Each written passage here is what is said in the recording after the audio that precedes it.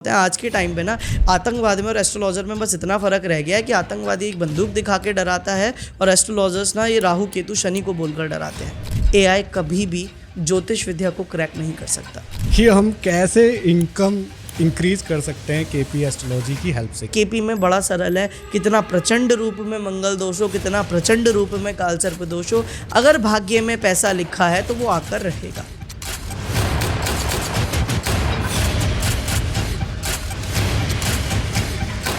राहु नाम तो सुना ही होगा। तो राहु चक्कर कटवाता है, इतना तो समझ में आ गया। तो बेहतर है ना आप खुद ही चक्कर काटने लगो।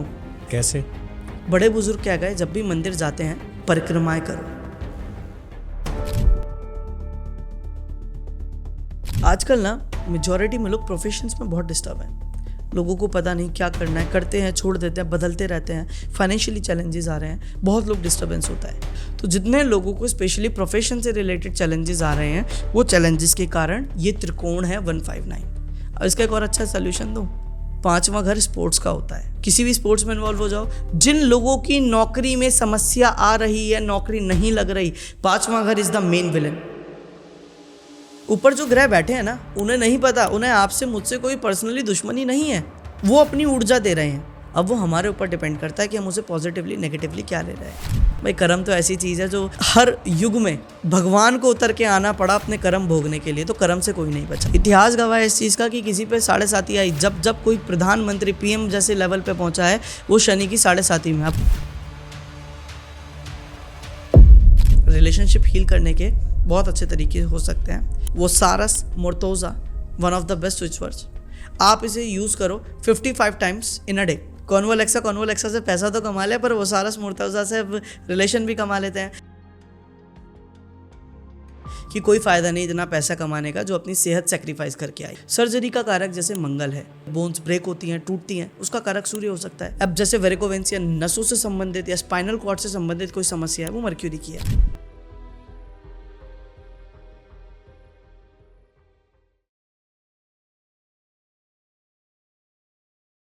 संस्कार भाई, welcome to the Pixel Talks. बहुत बहुत शुक्रिया। कैसे हैं आप? बहुत बढ़िया जी, आप लोग बताएं। पहले तो लोग कहेंगे कि इतनी छोटी उम्र में इतना सारा ज्ञान आपने कहाँ से अर्जित किया, कैसे आपने सीखा।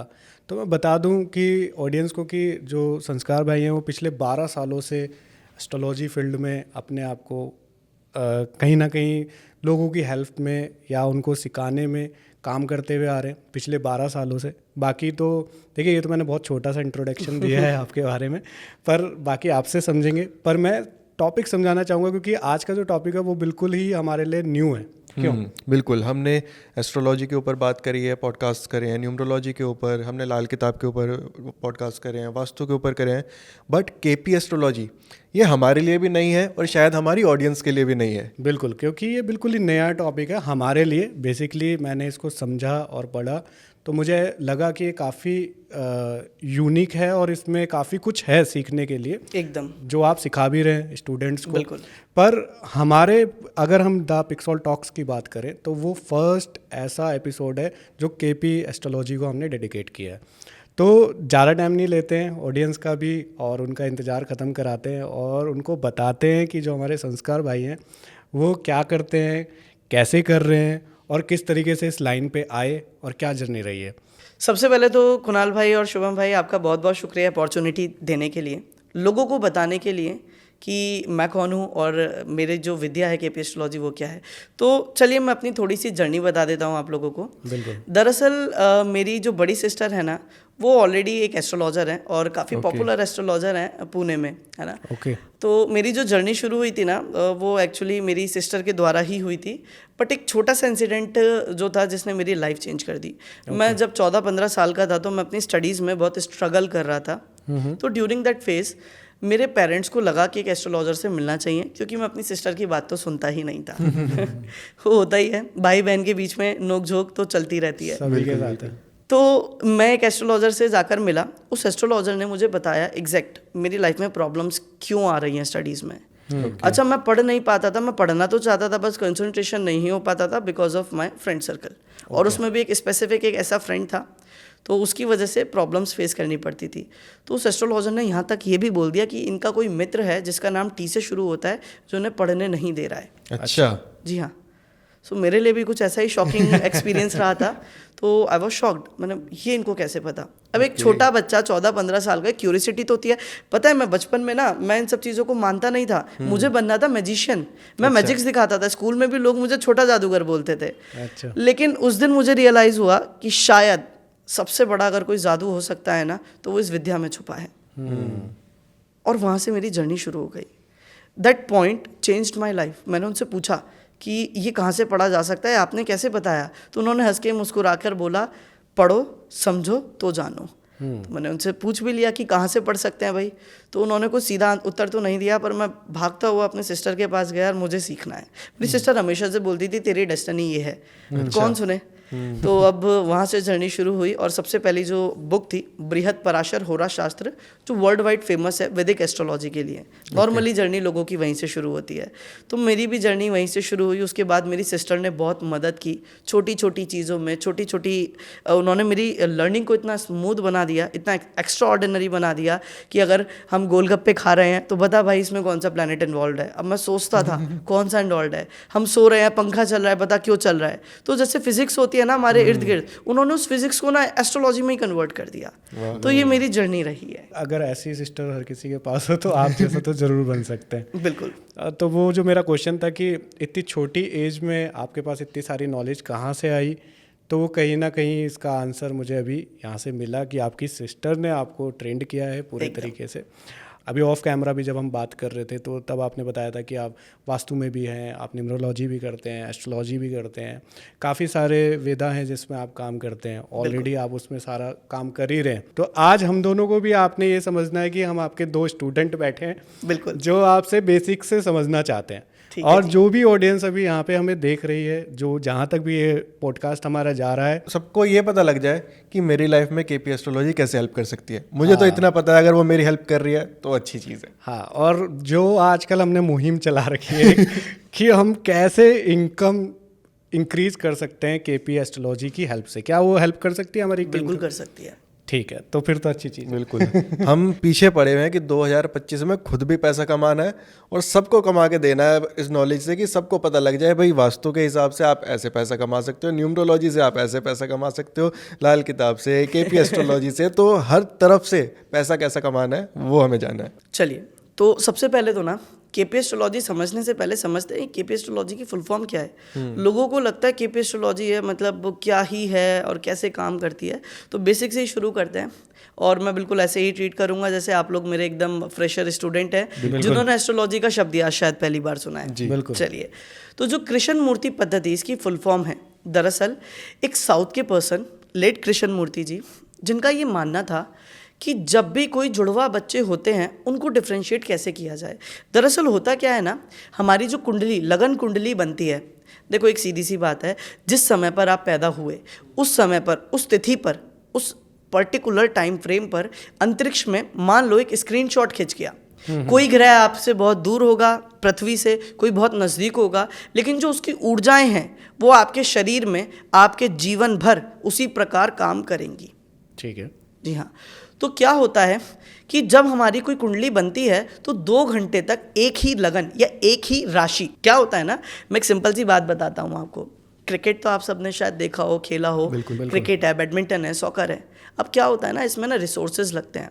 जैसे क्रिकेट की अब मैं बात करूं तो क्रिकेट में बैट चाहिए, बॉल चाहिए, स्टंप चाहिए, एम्पायर चाहिए, प्लेयर चाहिए। बिल्कुल, ये रिसोर्सेज हैं। ऐसे एस्ट्रोलॉजी में भी रिसोर्सेज हैं, राशि, घर यानी हाउसेस, ग्रह यानी प्लैनेट्स। ये 3 रिसोर्सेज हैं। जो इन्हें पढ़ना सीख गया वो एस्ट्रोलॉजर बन गया, जो उनको खेलना सीख गया वो क्रिकेटर बन गया। तो बहुत सरल है। अब यहाँ पर हम बात करते हैं कृष्ण मूर्ति जी का, एक साउथ का पर्सन जिनका डाउट था कि 2 घंटे में अगर जितने भी बच्चे पैदा होंगे क्या सबकी डेस्टिनी, सबका भाग्य सेम होगा? उत्तर है ना, क्योंकि ये तो हम सभी जानते हैं। आप लोग भी इसी से मैं मानता हूँ इत्तेफाक रखते होंगे। 2 घंटे के भीतर तो कोई भी बच्चा अगर पैदा होगा तो सबकी डेस्टिनी सेम नहीं होगी। तो उन्होंने क्या करा, उन्होंने एक ऐसे मेथड को डेवलप किया जिस मेथड के अंदर हमने जाना उप नक्षत्र क्या होते हैं, नक्षत्र क्या होते हैं स्पेशली, और उनके ऊपर काम किया। अब ये कहाँ से आया? ये आया वैदिक एस्ट्रोलॉजी, वेस्टर्न एस्ट्रोलॉजी और मल्टीपल एस्ट्रोलॉजी को जो उनके बेस्ट पार्ट हैं उन्हें पिक किया, मर्ज नहीं किया, जो उनके बेस्ट पार्ट हैं उन्हें पिक करके एक नई डेफिनेशन बना दी। अच्छा, क्या होता है ना, मार्केट में जब कोई चीज़ नहीं आती है ना तो लोग उसे एक्सेप्ट नहीं करते। बिल्कुल। जैसे कि बिस्लरी का जब पानी आया था, लोग बोले पैक्ड वाटर कौन खरीदेगा, हमारे यहाँ तो इंडिया में पानी भरपूर है, फ्री है, कौन खरीदेगा, एक्सेप्ट नहीं किया था। लेकिन आज वही लोग हैं जो कहीं पर अगर जाते हैं ना तो वो 20 रुपए की बोतल खरीद कर पीना ज़्यादा प्रेफर करते हैं। तो स्टार्टिंग में चीज़ों को एक्सेप्ट करने में प्रॉब्लम आती है। तो कृष्ण मूर्ति जी और उनके स्टूडेंट के साथ भी यही प्रॉब्लम आई थी। तो वहाँ पर उन्होंने एक सोल्यूशन निकाला। उन्होंने हर किसी से ये बोलना शुरू कर दिया, we are not the astrologers, we are just Krishnamurti's follower. और इसी कारण इस पद्धति का नाम कृष्ण मूर्ति पद्धति पड़ा। केपी एस्ट्रोलॉजी शॉर्ट फॉर्म में बोलते हैं। आपने देखा होगा हर कोई एस्ट्रोलॉजी पे, जैसे अब मैंने बताया कि बृहद पराशर होरा शास्त्र जो वैदिक एस्ट्रोलॉजी है, नाम तो वैदिक है लेकिन रचयिता तो ऋषि पराशर जी थे, पर इनके नाम पे नहीं गया, तो इसलिए कृष्ण मूर्ति जी के नाम पर इस पद्धति का निर्माण हुआ। तो अभी आपने कहीं ना कहीं हमें छोटा सा हिंट दिया कि केपी एस्ट्रोलॉजी कैसे डिफरेंट है वैदिक एस्ट्रोलॉजी से, बट अगर इस चीज़ को हम डिटेल में समझना चाहें कि जिन लोगों को पता है कि वैदिक एस्ट्रोलॉजी पे वो काम करते हैं या कुछ भी उसके बारे में पता है, तो क्या डिफरेंस होता है इसके अंदर? देखिए, बहुत अच्छा क्वेश्चन है। अक्सर लोगों के मन में ये रहता है कि डिफरेंट है, ये पहली बार नाम सुना है। शायद बहुत सारे ऑडियंस ऐसी भी होंगी, शायद आप लोगों ने भी पहली बार नाम सुना होगा। सो दरअसल होता क्या है ना, वैदिक काम करती है पर्टिकुलरली योगों पर, दोषों पर, इसी के साथ साथ कुछ कॉम्बिनेशन पर, ठीक है।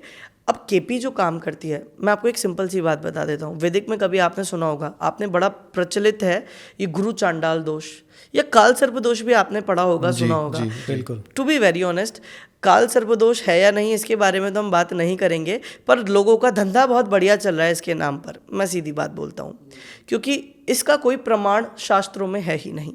अच्छा, ओके। जी हाँ, कुछ चीज़ें हैं जो इसको किसी और नाम से बुलाई जाती हैं, ठीक है, उसके विषय में हम बात नहीं करते। लेकिन केपी ना बहुत सरल है। केपी आपको ये नहीं बोलेगी मंगल दोष है। क्या होता है ना कि अगर व्यक्ति की कुंडली में मंगल दोष हो जाता है तो बोलता है जातक की शादी में परेशानी आती है। पर केपी में बड़ा सरल है, कितना प्रचंड रूप में मंगल दोष हो, कितना प्रचंड रूप में काल सर्प दोष हो, अगर भाग्य में पैसा लिखा है तो वो आकर रहेगा। अच्छा, जी हाँ, अगर भाग्य में अच्छी मैरिज लाइफ लिखी है तो वो मंगल दोष हो, कुछ भी हो, वो आपको मिलेगी। ये क्लैरिटी है। ज्योतिष विद्या वो नहीं जो किसी से किसी की उम्मीद छीन ले, ज्योतिष विद्या तो वो है जो किसी को जीने की नई उम्मीद दे, और केपी एस्ट्रोलॉजी वो उम्मीद है। तो सबसे बड़ा डिफरेंस यही है कि गुरु चांडाल दोष हो गया आपकी कुंडली में, आपकी कुंडली में तो राज ही हो गया।